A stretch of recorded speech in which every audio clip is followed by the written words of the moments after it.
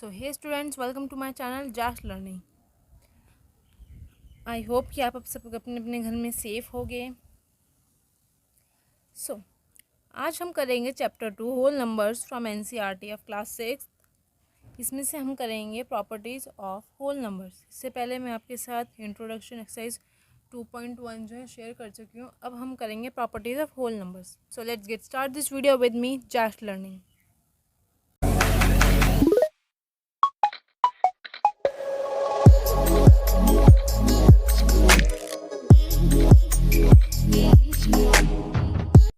सबसे पहली प्रॉपर्टी जो है हमारे पास वो है क्लोजर प्रॉपर्टी। तो आइए पढ़ते हैं क्लोजर प्रॉपर्टी क्या है। For any two whole numbers a and b, their product a into b और their addition a plus b are always a whole number but not in subtraction and division. मतलब क्या हुआ इसका कि कोई भी अगर आप दो होल नंबर्स को प्लस करते हो या आप मल्टीप्लाई करते हो, कोई भी दो होल नंबर्स आपने लिए और आप उसे प्लस या मल्टीप्लाई करते हो, पहले हमने मल्टीप्लाई किया तो क्या आएगा, वो हमेशा होल नंबर ही होगा। अगर आपने प्लस किया तो वो आपका जो भी आंसर आएगा वो भी आपका हमेशा होल नंबर ही होगा। ठीक है, दोनों केस में होगा ऐसा। क्या है, अगर आपने किसी भी दो होल नंबर्स को मल्टीप्लाई या प्लस करा तो उसका जो आंसर आएगा ना वो हमेशा होल नंबर्स ही आएगा, होल नंबर ही बनेगा। ठीक है, मगर ऐसा जो है डिवीजन और सब्ट्रैक्शन की ऐसा जो है डिवीजन और सब्ट्रैक्शन की प्रॉपर्टी, मतलब डिवीजन और सब्ट्रैक्शन के केस में नहीं होगा। जैसे मैं आपको इसका ही एक एग्जांपल ले लेती हूँ इसी चीज़ का। जैसे मैंने दो होल नंबर लिए, होल नंबर्स तो पता ही है आपको, जो ज़ीरो से शुरू होते हैं और एंडलेस होते हैं। ठीक है, जैसे मैंने दो होल नंबर्स लिए 4 × 3, इसका आंसर क्या आएगा 12। और मैंने लिया 2 + 6, इसका आंसर क्या आएगा 8। ये भी होल नंबर है, ये भी होल नंबर है और इसका आंसर भी होल नंबर ही आया।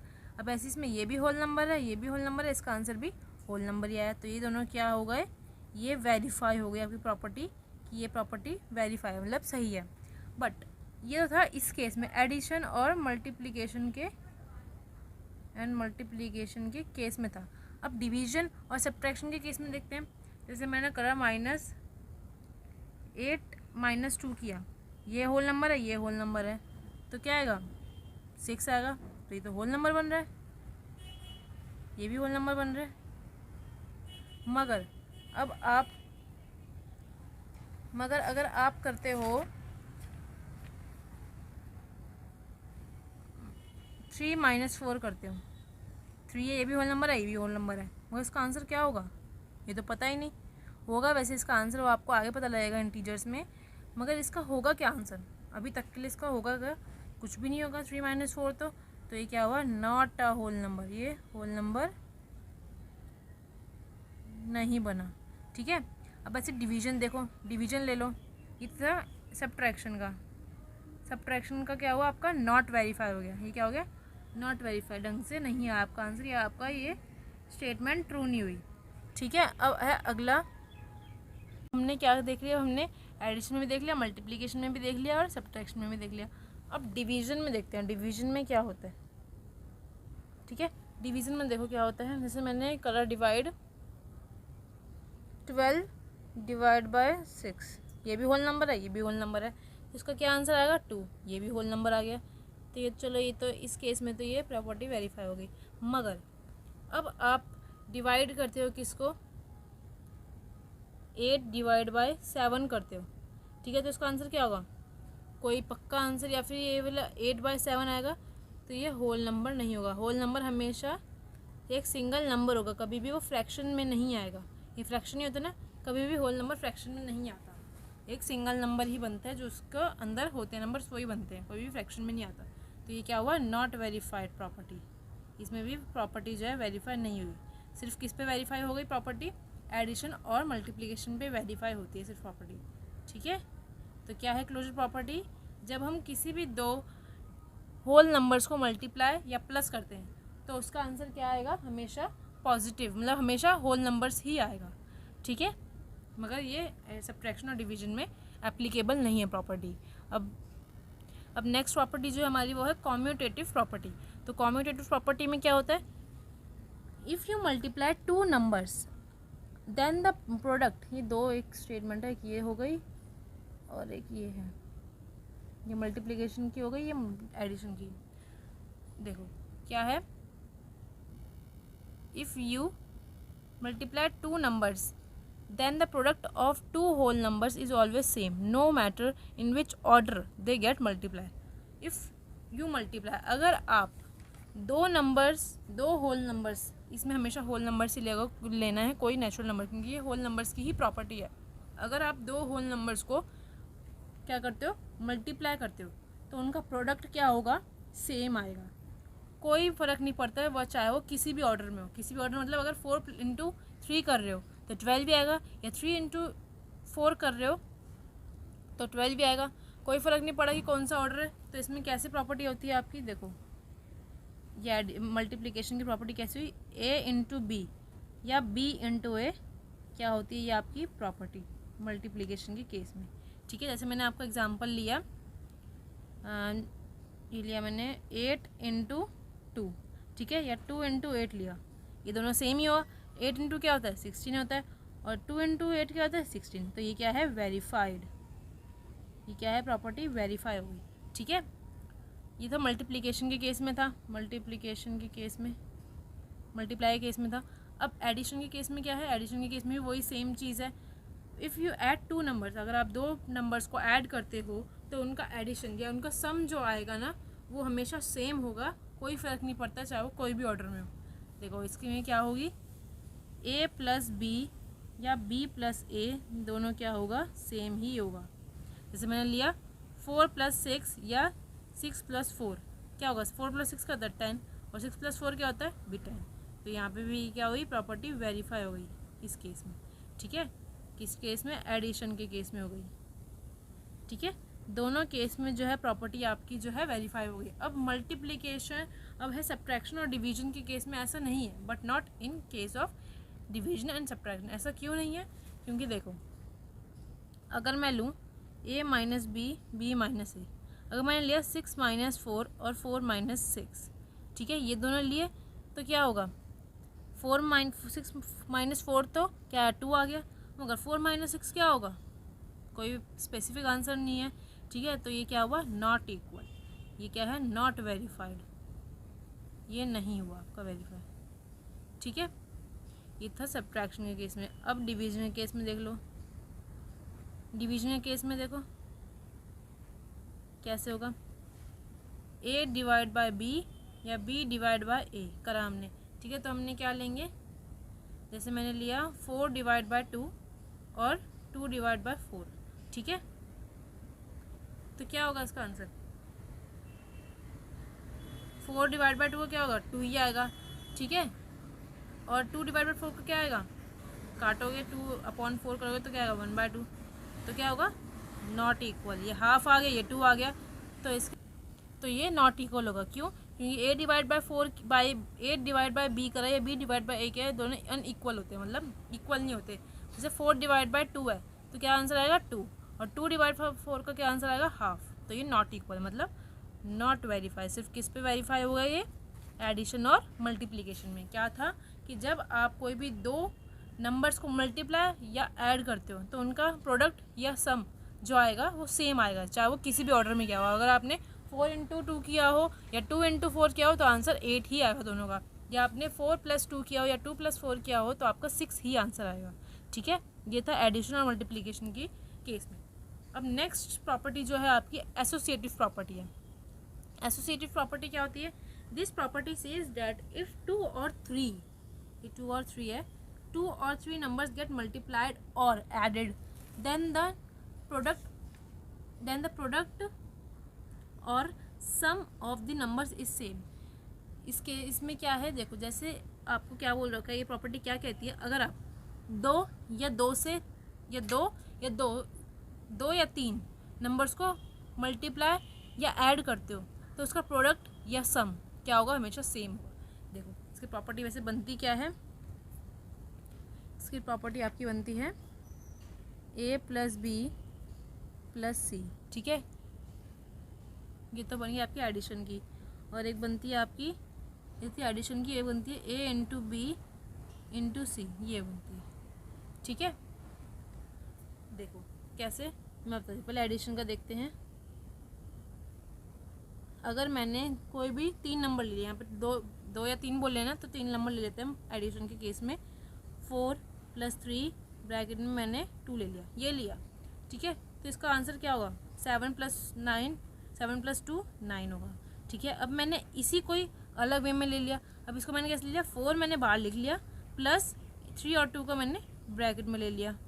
तो क्या होगा? 4 + 5 क्या होगा? तब भी 9 ही बनेगा। तो ये क्या हुआ? वेरीफाई हो गई प्रॉपर्टी आपकी, ठीक है। कैसे? देखो, ये 2 केस होते हैं, ये एक मल्टीप्लाई का केस हो गया और ये प्लस का केस हो गया मल्टीप्लाई का, ठीक है। अगर आप 2 या 2 से ज़्यादा, मतलब 2 या 3 जो अगर आप नंबर जो है प्लस करते हो तो उसका प्रोडक्ट जो है या उसका सम जो है सेम आएगा। क्या है? अगर आप 2 या 3 नंबर्स को प्लस करते हो तो उसका सम जो है हमेशा सेम आएगा। देखो कैसे? 4 पहले हमने इन दोनों को ब्रैकेट में ले लिया, 4 + 3 को ब्रैकेट में ले लिया, 2 बाहर ले लिया, तो क्या है आपका आंसर? 9। अब हमने 4 बाहर ले लिया और 3 और 2 ब्रैकेट में ले लिया, तो क्या है? 9। तो क्या आपकी प्रॉपर्टी वेरीफाई होगी। अब मल्टीप्लिकेशन के केस में, देखो कैसे लिया मैंने लिया। अब जैसे ये लेना, A × B × C, ये चीज़ लेनी थी, हमने यही चीज़ लिया। हमने लिया 2 × 3 ब्रैकेट में × 1 ले लिया, ठीक है। इसका आंसर करो क्या आएगा? 2 × 3 6, 6 × 1 6, ठीक है। अब 2 को बाहर ले लो, × 3 × 1 एक ब्रैकेट में ले लो, तो क्या होगा? 2 × 3, 3 × 1 क्या होगा? 3 होगा, और 3 × 2 = 6। तो ये क्या हुई आपकी प्रॉपर्टी वेरीफाई। ये ब्रैकेट्स वाला हो गया एक तरह से। ब्रैकेट्स वाला तो आपको आता ही है, तो ये आपने पिछले चैप्टर में कर रखा है कि ब्रैकेट्स कैसे सॉल्व करते हैं, ठीक है। ये हो गया आपका वेरीफाई। मगर डिवीजन और सब्ट्रैक्शन में नहीं होगा। ये आप खुद खुद कोई भी एग्जाम्पल लेके देख सकते हो, ठीक है, कि डिवीजन सब्ट्रैक्शन में क्यों नहीं होगा। कोई भी एग्जाम्पल, कोई भी नंबर ले लो, ठीक है, इसी बेस पे लगा लो। A - B - C, ऐसे यहाँ मल्टीप्लाई का ले लो, A / C, ठीक है, उसी केस पे लगाओ, तो आपका आंसर कभी भी सेम ही नहीं होगा, ठीक है। अब नेक्स्ट प्रॉपर्टी जो है वो आपकी डिस्ट्रीब्यूटिव प्रॉपर्टी है। डिस्ट्रीब्यूटिव प्रॉपर्टी क्या है? This property says that if you multiply a number by the sum और डिफरेंस ऑफ 2 नंबर्स, अगर आप क्या करते हो? मल्टीप्लाई करते हो एक नंबर को सम या डिफरेंस 2 नंबर की। अगर आप एक नंबर को मल्टीप्लाई करते हो कोई भी 2 सम या डिफरेंस से, तो उसका आंसर हमेशा इक्वल आएगा। देखो मैं वेरीफाई करके बताती हूँ कैसे वेरीफाई करते हैं इसको। सबसे पहले क्या बनेगा इसका? देखो डिस्ट्रीब्यूटिव प्रॉपर्टी कैसे वेरीफाई होगी। देखो A × B + C है, ठीक है। ये हमेशा किसके इक्वल होगा? AB + B + C के इक्वल, ठीक है। अब देखो करके दिखाती हूँ मैं आपको सॉल्व। पहले आप एग्जांपल ले लो कोई भी, 2 × ये ले लिया मैंने, ठीक है।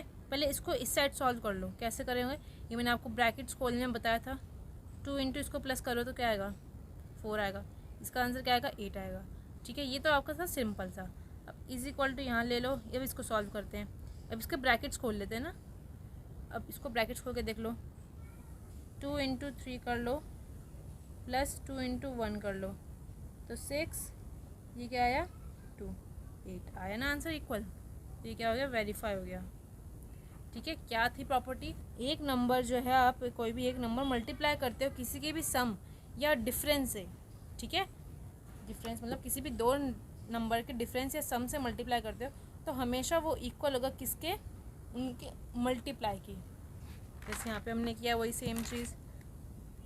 यहाँ हमने क्या किया? पहले इसको ऐसे इस वे में लिख लिया। एक नंबर मल्टीप्लाई किया हमने इसके सम से, ठीक है। वो किसके इक्वल होगा? उनके सम से। इनके ब्रैकेट्स खोलोगे तो इसके इक्वल होगा, ठीक है।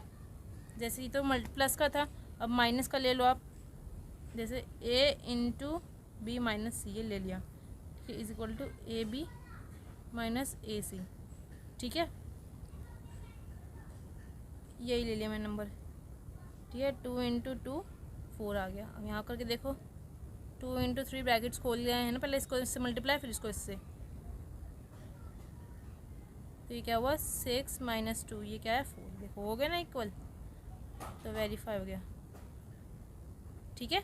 दोनों केस में वेरीफाई हो गया। प्लस के केस में भी हो गया और माइनस के केस में भी वेरीफाई हो गया। तो ये प्रॉपर्टीज़ थी आपकी 4 प्रॉपर्टीज़, क्लोजर, एसोसिएटिव, कॉम्यूटेटिव और थी डिस्ट्रीब्यूटिव।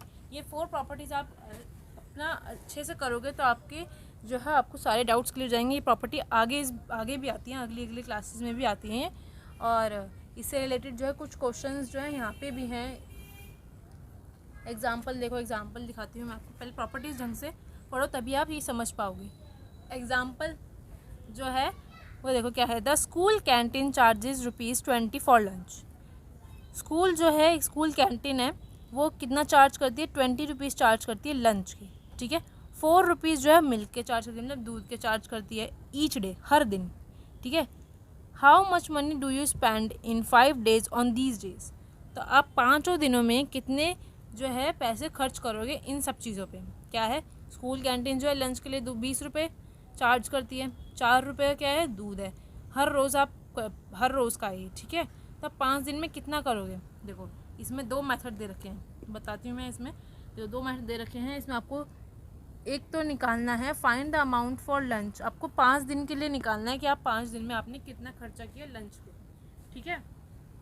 आपने दोनों चीज़ें खरीदी हैं इनकी, दूध भी खरीदा है, ये दूध भी खरीदा है और लंच भी खरीदा है। तो क्या करोगे? पहले इन दोनों को प्लस करोगे, 20 + 4 करोगे तो क्या आएगा? 24 आएगा। फिर 5 दिन करा आपने, तो एक दिन का तो ₹24 हो गया, एक दिन का क्या हुआ? ₹24 फॉर 1 डे हो गया, ठीक है। तो 5 दिन का कितना होगा? 5 × 24, 5 × 24, जो आएगा आपका आंसर वो आपका आंसर होगा, ठीक है। तो आपका आंसर क्या है? ₹120। तो आपके टोटल कितने रुपीज़ खर्च हुए? 120, ठीक है। तो इसके 2 मेथड्स कैसे बन के आते हैं देखो। ये किस प्रॉपर्टी से हुआ? अभी लास्ट प्रॉपर्टी जो हमने करी है, ब्रैकेट्स खोलने वाला। देखो मैं करके दिखाती हूँ कैसे करोगे आप। देखो क्या है, एग्जाम्पल कौन सा है ये? 5। देखो आपको चार्ज किया आपने लंच के लिए कितना? ₹20, मिल्क के लिए ₹4, ठीक है। और टोटल आपको बताना है 5 डेज़ का, और ये ईच डे का है, ठीक है, हर एक दिन का ये, ठीक है। आपको 5 डेज़ का बताना है टोटल। मेथड 1 आपको इसमें कैसे करके दिखा रखा है। एक तो आप ऐसे भी कर सकते हो, देखो पहले आप क्या लिखोगे कि कॉस्ट ऑफ लंच कितनी होगी। अगर आप 5 दिन को प्लस करोगे तो कैसे करोगे? पहले 5 को इससे इंटू करोगे, तो 5 × 2 कितना हुआ? 5 × 2 ₹100, ठीक है। अब कॉस्ट ऑफ मिल्क क्या हुआ? अलग अलग अगर आप प्लस करोगे तो ₹4 ×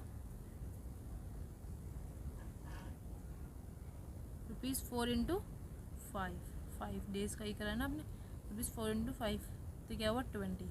अब आप कॉस्ट ऑफ 5 डेज़ को प्लस करोगे तो ये दोनों आएंगे उसमें। किसका cost? Cost of lunch plus cost of milk, ठीक है। दोनों को प्लस करोगे तो ₹100 + 20, तो कितना बना आपका? ₹120। कैसे? देखो सबसे पहले हमने कैसे किया, मेथड 1 तो ऐसे हो गया। कॉस्ट पहले आपने किसकी कॉस्ट निकाल ली? लंच की। क्या निकाली? मैंने आपको बताया था, अगर आप एक दिन में ₹20 खर्च करते हो लंच पे, तो 5 दिन में कितने करोगे? 5 × 20, तो 100 आ गया। अब अलग उन्होंने बोला है कि वो ₹4 दूध के भी देता है, तो कॉस्ट ऑफ मिल्क क्या होगी? एक दिन में ₹4 का दूध पीते हो, तो 5 दिन में कितना पियोगे? 4 × 5, तो 20 आ गया। अब कॉस्ट ऑफ 5 डेज, दोनों टोटल बताना है, तो इन दोनों को प्लस कर लो तो क्या आया? 120। ये था मेथड 1। अब मैंने मेथड 2 कैसे बताया है? मेथड 2 कैसे बताया? देखो इन्होंने सीधा क्या करा है,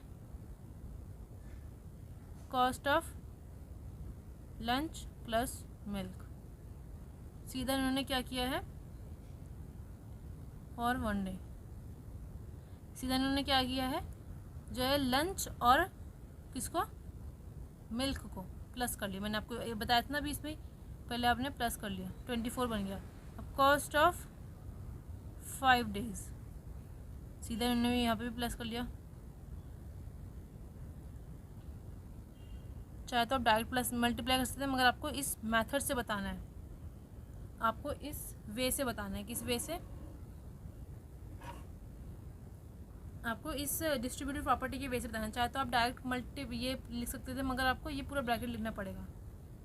तो क्या है आपका आंसर 5 × 20, ब्रैकेट्स खोल लो, ऐसे खोल दो, प्लस 5 × 4, तो क्या बना 100 रुपीज़ का साइन प्लस 20, तो क्या है 120 आपका आंसर है। ठीक है, ये डिस्ट्रीब्यूटिव प्रॉपर्टी की फर्स्ट मेथड था, ये था दूसरा मेथड जो हमने ब्रैकेट्स खोल के कर लिया। ठीक है, अब इसका अगला क्वेश्चन जो है एग्जाम्पल 6, वो भी ऐसी है, डिस्ट्रीब्यूटिव प्रॉपर्टी की तरह करना है उसे। 12 × 35 यूजिंग डिस्ट्रीब्यूटिव प्रॉपर्टी। पहले आप इन दोनों में से किसको भी खोल लो। आपने 35 को खोल लिया तो 30 + 5 बन गया, इतना प्रॉपर्टी A × B + C, यही थी डिस्ट्रीब्यूटिव प्रॉपर्टी। पहले प्रॉपर्टी ढंग से याद करो तभी आपको ये समझ में आएगा। ठीक है, ये थी आपकी प्रॉपर्टी। तो आप अब इनको खोल लो, कैसे खोलोगे ब्रैकेट्स को, 12, पहले इसको इससे मल्टीप्लाई 12 × 30, ये प्लस का साइन ऐसे 12 × 5, मैंने आपको पिछली वीडियो में जो है चैप्टर 1 की वीडियो में बताया था, मैंने आपको मल्टीप्लाई करना। अब आप इसको मल्टीप्लाई कर लो, क्या आएगा 360, इसको करोगे तो क्या आएगा 60, तो आपका आंसर क्या है 420। डिस्ट्रीब्यूटिव प्रॉपर्टी है तो इस हिसाब से हमने ये चीज़ खोल ली, 35 खोल ली। चाहे तो आप 12 को भी खोल सकते थे, 10 × 10 + 2 भी कर सकते थे। ठीक है, अब 7th क्वेश्चन जो है सिंप्लीफाई करना है, 126 × 55 + 126 × 45, ये चीज़ करनी है। तो कैसे करोगे, क्या कॉमन है इसमें, सबसे पहले कॉमन ढूंढो, कॉमन क्या है इसमें, यस 126 है। ठीक है, तो इसे बाहर ले लो, ब्रैकेट के बाहर ले लो।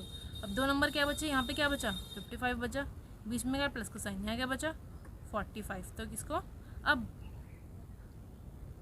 चाहे तो आप, अब ब्रैकेट्स क्यों नहीं खोला आपने, क्यों नहीं खोला, क्योंकि यहाँ पहले से ही था ब्रैकेट, इसलिए हमने ब्रैकेट नहीं खोला, हमने दूसरा सिंप्लीफाई करा इसको। यहाँ मल्टीप्लाई लगा लो, ये मल्टीप्लाई एक तरह से, इसे मल्टीप्लाई कर प्लस कर लो तो आपका आएगा 100, तो आपका आंसर क्या बनना ये।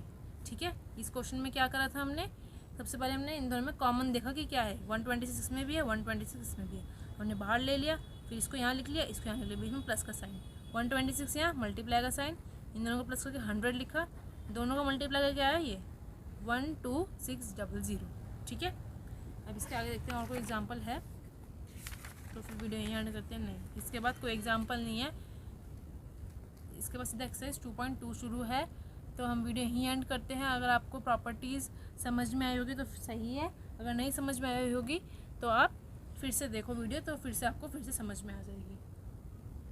इसके बाद हम एक्सरसाइज 2.2 शुरू करेंगे अगली वीडियो में। So till then, take care, bye bye, and stay safe at home. Please like this video and subscribe my channel.